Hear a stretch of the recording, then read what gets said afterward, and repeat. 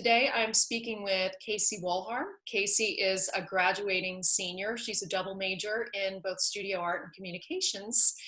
And we'll be talking about the work that she is showing in this year's Senior Capstone exhibit, which has been titled Unsettled.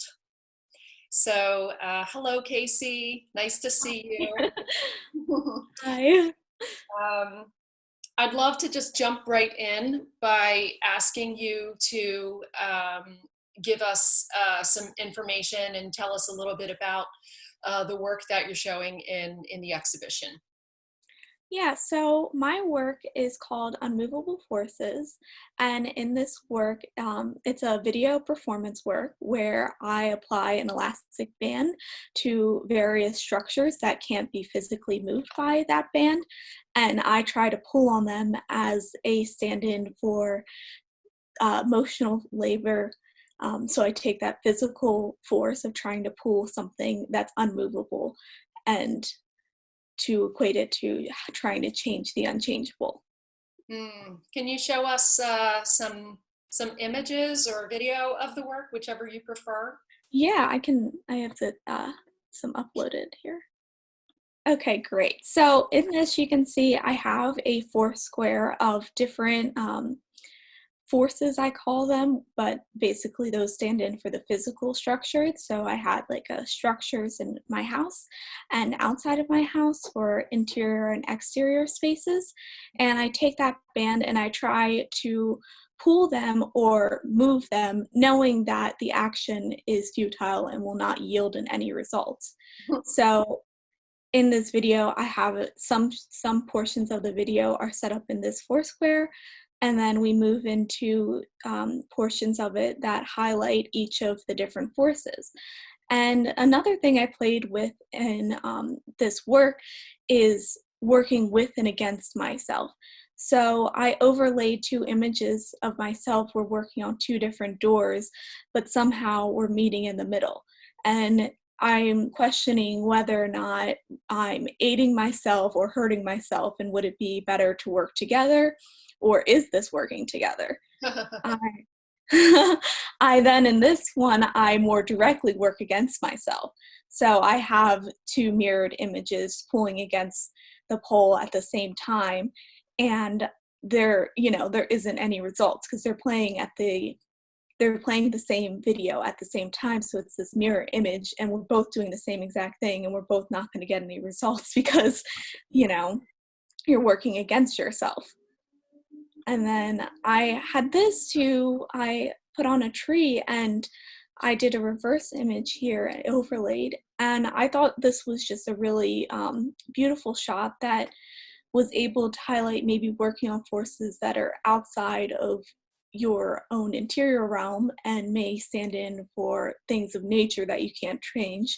Like maybe we could equate this to everything that's going on right now and how that's, out of control, part of nature, and we, just have to we can try everything we can to change it, but we might not yield any results.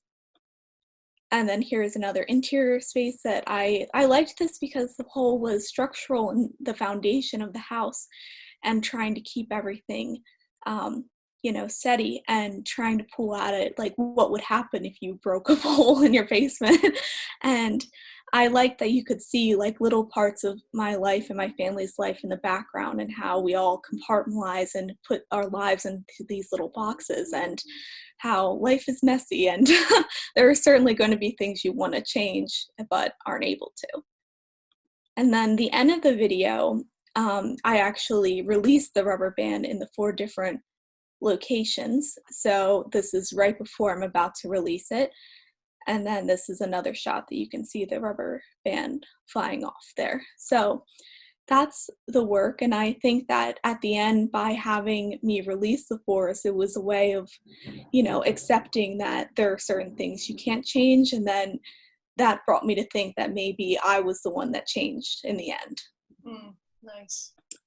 I love that you're dealing with these ideas that have to do with both the interior and the exterior world. and how you're also struggling against what you call these different forces. And I wonder, in talking about the idea of struggling against different forces, are you thinking about anything specific in terms of what those forces are? Yeah, that's an interesting question because I started this work before spring break. So this was before everything started to happen, before like schools were closed and we had to adjust to what was like our new normal. And one of our visiting artists that visited right before we went on our break was Matthew Moore, and he asked me what like the forces were representing. And I wasn't really sure at that point. I think I was thinking of it more like this is the end of the cycle for my school life, and things were changing, we were graduating, and that is really scary and unnerving time anyway, but I didn't really have like a specific thing I wanted to change. And then through the process of kind of shifting to this project existing within like our current moment, it became about, all the things that I couldn't change, that, I can't undo the fact that we won't get a normal graduation, and things my senior year won't end the same way I thought it would, but, we can hold on to what we can and let go when you have to. Yeah, and the struggles there regardless. Yeah, The exactly. struggle's real. The struggle's Yeah. very real. um, yeah, well, I think that's really interesting. I'm wondering about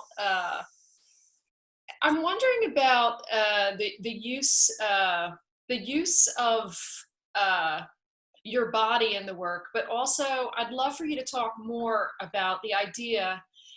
You talk about how you're transforming physical labor into emotional labor. And my questions have to do with, like how long you enacted the gestures of struggle. Is there an aspect of endurance to your work, or are you more concerned with the visual representation of struggle through the poetic language of the body? Like, how do you think about that? Yeah, I would say the emphasis is more on the visual, but I think that it wasn't really endurance based, but it was more about enacting it on multiple different surfaces. So there are videos that you didn't see that were a part of this process. So it was trying different spaces, different objects over and over again, doing the same gesture. Became a stand-in for physical labor, in that it was shortened, that there are certain things that are smaller, but they're still physical, they're still labor, they're still an emotional turmoil you might have to go to, even if it's a small thing, and they all add up to a larger picture of struggle. Yeah, and when you talk about struggle, uh, I mean, is that what you mean by the phrase emotional labor, like how we struggle within?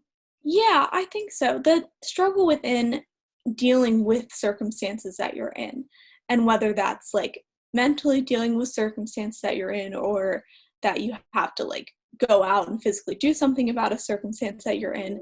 I think that all those struggles are, can, even if they seem minute, can add up to a larger, interior turmoil. So I I wanted to enact this as a way to investigate how to deal with those things. Yeah, I see a connection between the idea of talking about the physical versus the internal, or the emotional, and Mhm. then also that aligns with your ideas that have to do with internal and external. Like for me, I'm thinking about the physical as more external and about the emotional as more internal. Mhm. So I Mhm. think I think I'm translating those things as physical and emotional labor and tying all those different concepts together in my own understanding of what you're doing. Um, Another thing that I'm curious about is you also talk about utilizing the screen as a site. to create performance work. So I'd love to hear more about what you think about the idea of using the screen of sight, what that means to you, and how you how the work is utilizing the screen as a site. Yeah, I think when we made the shift to this online learning process, I wanted to make a work that was made to be online, was made to use the screen as a location and not just because I couldn't do it in person. So I wanted to make a performance work that was not a documentation of a performance art work, but was the video becomes the artwork itself. So that meant using techniques that I couldn't possibly do without technology and without using that kind of aid to create my larger vision. So I wouldn't be able to create this exact performance in person. So now it utilizes the screen as a location, and now the audience that's going to see it is going to interact with it online, which I think is interesting to think about because it becomes more of like a one-on-one experience than what you get in the gallery experiencing with a group of people.